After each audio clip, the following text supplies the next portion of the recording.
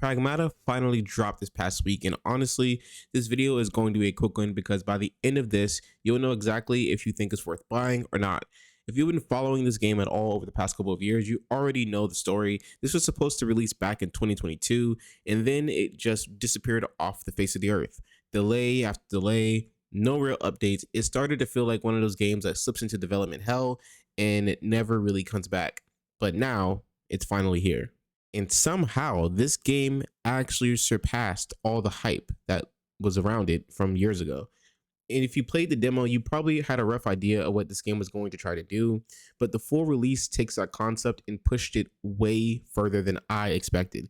It doesn't just build on the demo, it expands on it, refines it, and in some ways, it completely redefines what this game is actually about. Coming into this year, I already thought 2026 was going to be a strong year for gaming, but at this point, it's starting to feel like something more than that. And we're not even halfway through the year just yet. Pragmata starts off pretty simply. You're playing as Hugh, the lone survivor of a moonquake, trying to figure out what actually went wrong and why is the moon literally breaking apart. Why have all these AI bots suddenly turned hostile? That's the setup, but honestly, the plot isn't what carries this game. What really makes it work is the relationship between Hugh and Diana.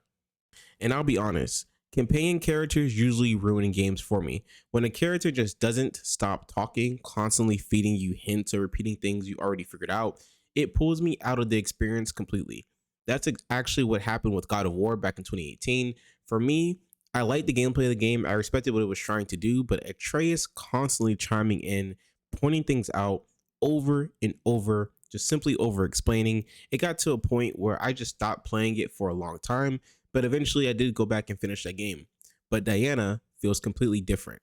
Her dialogue isn't intrusive. It's more curious. It feels more like she's learning alongside us rather than guiding me through the game. There's a playfulness to how she reacts to everything around her, and it gives the game this rhythm that a lot of modern companion systems are just flat out missing. Instead of feeling like she's here to help you solve the game, it feels like she's there to experience it with me. And that small difference ends up making a huge impact on how much I enjoy this game. The gameplay in Pragmata is one of the most satisfying games I have played in a very, very long time. It feels familiar at first, like your very general shooter game, but the more you play, the more you realize it's doing something completely different. A big part of that is how the game handles its puzzle system. These quick time hacking puzzles aren't separate from the combat, they flat out honestly are the combat. And what I really respect is that the game never slows down to make it easier on you to get the puzzle solved. The pace stays fast, the pressure stays on, and you're forced to think and react at the same time if you actually want to deal massive damage. That alone adds this constant tension that most games seem to lose after a few hours. And then as the game goes on, it doesn't plateau. The enemies get more complex, the encounters force you to think differently, and suddenly it's not just about reacting, it's about planning, positioning, timing, decision making. It all starts to matter in a way that keeps every fight feeling fresh. Even without playing a ton of Resident Evil, there's a familiarity here that's hard to ignore. The level design feels intentional. There's tight spaces, layered paths, secrets that are right in front of you. If you're paying attention, there's so much you can do on each of these levels. And the upgrade system for both you and Diana builds into that as well, giving you just enough control to shape how you approach each spot. And by the time you're clearing out entire rooms of enemies, juggling all those systems at once, it just starts to click and feels natural. That feeling you get when everything comes together, it's honestly unmatched. I really do think the games we're getting in 2026 feel different from the previous years. It feels like we're stepping into a new era of gaming, kind of like a renaissance. One where developers are actually willing to take risks with their games again. Not everything is landing, and yeah, there are still studios trying to force the live service gimmick down our throats, but it's becoming more and more clear that players are gravitating back toward experiences that feel complete. Games that have a vision, games that actually respect your time. And that's why something like Pragmata stands out so much. It's not just that it's polished or fun, it just feels intentional. Like there's a message here that they really want us to understand.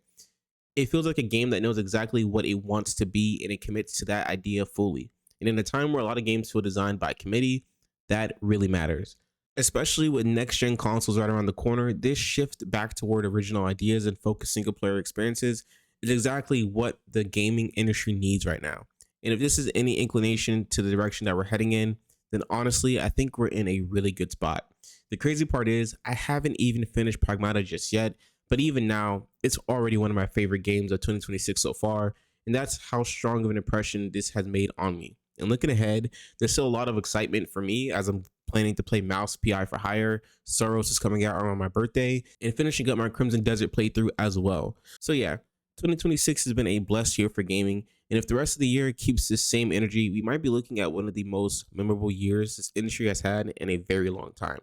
And 2025 was already pretty impressive.